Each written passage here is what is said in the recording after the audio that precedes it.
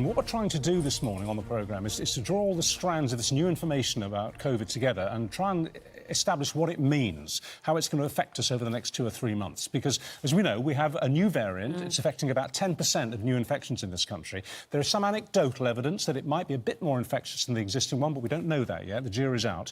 But it's all part of surging COVID cases, and we now have the highest daily figures in terms of infections since March, and that was very high. And that means that experts are now, they're talking openly now. This has been bubbling under for about 2 weeks, but it's now breaking cover. Experts are now saying that we're going to get a fourth wave, and that means, as Boris Johnson said, we have a difficult winter ahead. But what does it mean? Yeah, well, of course, the Prime Minister is focused on the vaccination as the way out, but we have this very slow booster jab rollout. Absolutely.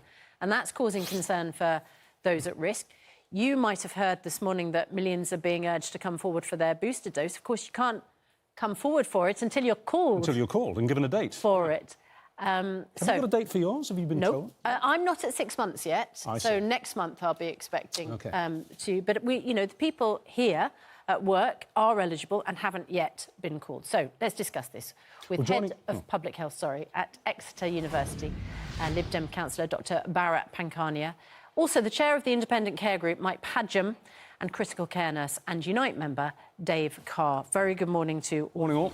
Well, Dave Carr, you are a critical care nurse.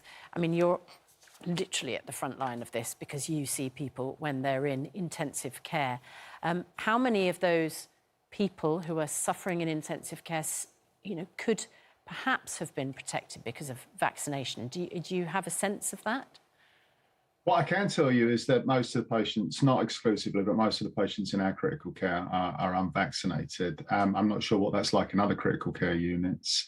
What I can tell you is that most critical care units in the UK are over capacity already. And I think COVID and the continuing COVID admissions has tipped us into being over capacity. And what that means for yourself and for your viewers is that critical care is on the brink at the moment of seriously having problems delivering its core services, and particularly its ability to deliver services for elective surgery that requires ITU beds afterwards. So we are seeing patients cancelled in a more regular way at my hospital and hospitals around the UK because of COVID. You have worked through both of the main waves over the last 18, 20 months, so you have first-hand experience of what the condition of patients was when they came in, and sadly you saw some of them die, many of them died.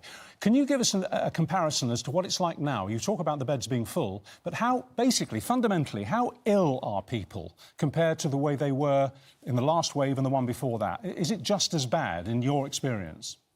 So in critical care, it's just as bad. Obviously, they're coming to critical care because they need critical care. But also my hospital provides a very specialist ECMO service. So we see the sickest of the sick, if you like. And there's plenty of work out there for us. And when you say